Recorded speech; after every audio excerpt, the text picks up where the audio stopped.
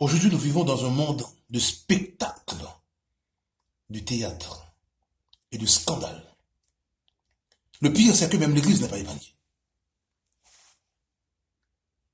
Même l'Église n'est pas épargnée. C'est terrible. Mais comme étant donné que ce sont des prophéties qui arrivent, on va devoir s'habituer avec eux. On va devoir s'arranger pour pouvoir remporter la victoire. Chose qui n'est pas facile. Nous avons certainement besoin de la parole de Dieu, la Bible, pour affronter ces démons invisibles qui nous empêchent de jouir, de voir la gloire de Dieu. Nous avons un sujet assez intéressant pour vous aujourd'hui. Et je vise les chrétiens passifs. Les chrétiens vraiment passifs. Des chrétiens muets qui se laissent faire. Des chrétiens qui se répètent sans comprendre quoi que ce soit. Des chrétiens qui sont des instruments des magnétiseurs, des manipulateurs, des escrocs, des charlatans.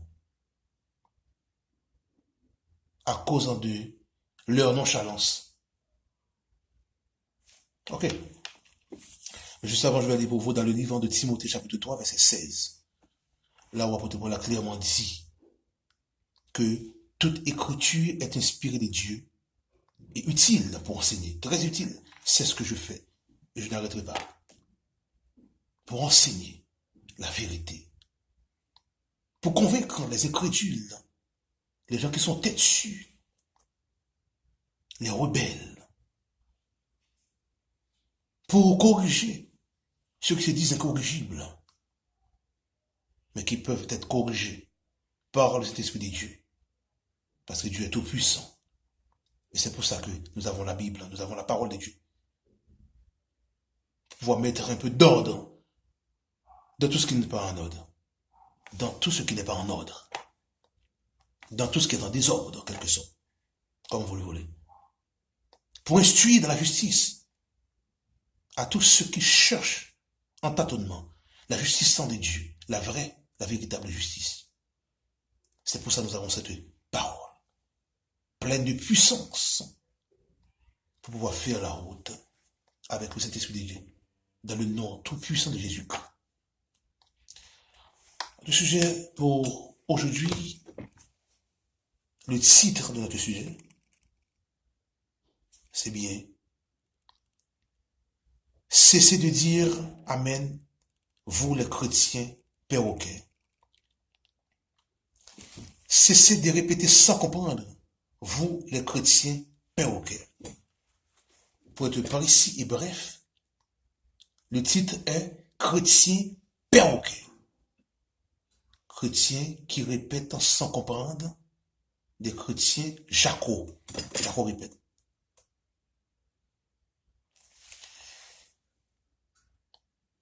Votre nonchalance en tant que chrétien à l'église, ça donne probablement, ça donne inévitablement, ça donne occasion aux charlatans, aux manipulateurs, aux escrocs, aux criminels. Non seulement de faire des fortunes, mais de vous emmener certainement tout droit en enfer. Parce qu'ils vous privent la vérité qui est la parole de Dieu, la Bible. Cessez de dire, de répéter Amen sans comprendre, vous les chrétiens perroquets. Je vous qualifie de perroquets, des chrétiens perroquets, parce que tout simplement, vous refusez de voir la réalité prophétique et biblique en face. Nous vivons actuellement dans un monde de théâtre, de scandale, comme je viens de vous le dire tout à l'heure. Un monde corrompu, pervers, où les immoraux, les anormaux, font les lois. Les imbéciles, les ignorent, font leurs lois. On va dire les lois, non? Leurs lois pas yo fait. Ça qu'a subi ça, c'est vous-même qui a subi. Pour que ça? Parce qu'on n'a pas de connaissance de la parole de Dieu. Je ne parle pas que ça fait ça. Dans Osée chapitre 4, verset 6, qui ça le dit? Mon peuple est détruit parce qu'il manque de la connaissance de la parole de Dieu. Il est clair. Josué chapitre 1, verset 8. Il vous exhorte de lire constamment en permanence la parole de Dieu. Le fait qu'on parle de la parole de Dieu en permanence, on parle du tout. Vous trouvez catégoriquement dans Osée chapitre 4, verset 6. Vous manquez connaissance. Et par conséquent, vous venez tourner chrétien perroquet, chrétien Jacob, vous venez tourner robot, il y a manipulé, j'ai ouvert. C'est faux tout. La présence constante d'Osée chapitre 4, 6, verset 6, dans votre vie de chrétien, en tant que chrétien, et l'absence totale de Josué chapitre 1, verset 8, donne libre accès aux escrocs, aux charlatans, aux christianophobes, de persévérer dans leur ignorance, de récidiver certainement dans la connaissance du mal. C'est ça que vous faites. Vous j'arrête pour continuer dans le chemin que vous avez. Vous continuez à voler, il faut qu'il bagaille, pour éviter. Après, après, on a dit 7 coups de besoin éternel. Bon, toi, amen. Amen dans le bossa, amen ici, amen, amen. Et puis, on va répéter vraiment, oui, amen. Sans comprendre. Pour ne pas prendre souche, il me donne 7 coups de besoin éternel. Levez en l'air, souke pio, souke corps, souke mon danser. Bougez corps, pour essayer pio là, moyen tête ou moyen jour. Vous faites toutes sortes de grimaces. Levez, faut-il couper, faut-il, bam qui beaucoup dans la main. Dis éternel dit. Bal la main, vire derrière. Dis amen, pas d'amen. Vous tournez chaque, vous tournez robot. Parce que vous n'avez pas la connaissance de la parole de Dieu. Voilà ce qu'ils font de vous. Des robots. Des chrétiens perroquets. Jaco, répète. Mais ça, amen signifie. Ou même capter des amen de temps en temps. M'ordonner et m'exhorter pour suspendre les amen.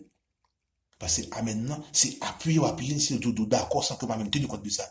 Ou pas dire amen pour ma ou pas attendre bien, ou pas comprendre, ou pas saisir. Si vous saisir, ou comprendre, et puis si c'est nécessaire, on dit amen. Amen, on dit d'accord à ça dire. M'appuyer sur dire. M'a marcher sur dire. On peut dire amen sans comprendre. Mais ça amen signifie. De rien là. Le mot amen signifie, dans le christianisme, dans le monde du christianisme, il signifie clairement, ainsi soit-il. Ainsi soit-il. C'est ça que ça signifie. Ce mot, en général, clôt les prières. Un sermon, un discours. Après avoir bien pigé, ou bien comprendre ça, et vous dire amen. Mais il faut comprendre, il faut saisir ça. Habituellement, ou bien familièrement, dire amen à tout, il signifie, habituellement, ou familièrement, dire amen à tout, il signifie que l'on consent, que l'on accepte, que l'on est d'accord. On se met d'accord. On se met d'accord. C'est ça que signifie. Donc, dit amen. Après avoir pigé le sens de ce qui a été dit dans le fond et dans la forme, ou bien comprendre, avec un esprit de discernement, un esprit de critique, d'analyse, ou comprendre, ou tendre, mais il faut qu'il écoute, ou bien tendre, ou assimiler, qu'on a là. Si c'est nécessaire de dire amen, ok, amen. Ça veut dire, je suis d'accord avec toi, je suis partant. Je suis pour, en disant amen. Mais on va dire amen 24 sur 24.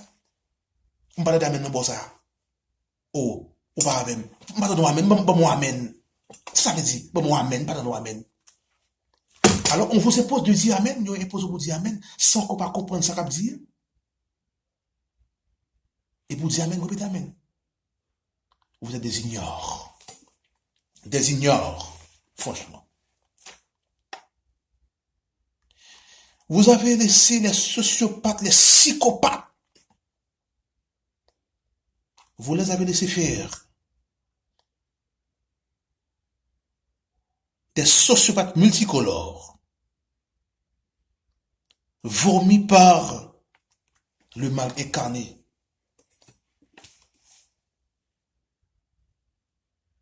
qui sort directement de l'enfer. Le mal incarné. Nek sa yo, abdou, fait vraiment, oui. Bah, j'aime faire grimace ça yo. Ou chante que vous pas connaît. Ou répéter ça que vous pas connaît.